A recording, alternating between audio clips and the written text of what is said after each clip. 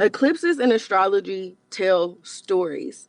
Eclipses happen in 6-month cycles. So if something happens during one eclipse, then you might notice that something else that happens that's sequential, that's related to that first event, might pop up again during the next cycle of eclipses.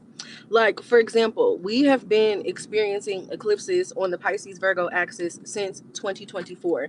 We had the first eclipse in, I don't remember if it was in Pisces or Virgo, but we had the first eclipse on that axis September 2024.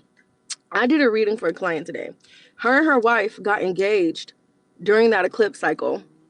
They got married last year, September 2025, during that next eclipse cycle. And now, 6 months later, they're getting a divorce. And eclipse energy is very intense, it's very strong, it's very catalytic because the nodes are associated, the nodes are sensitive points. The nodes bring faded energy. So we were like on the call today. I'm looking at the dates of the eclipses. I'm like, when'd you get married? When'd you get engaged? And all of this literally the day of the eclipse type shit. Day of, day after, day before.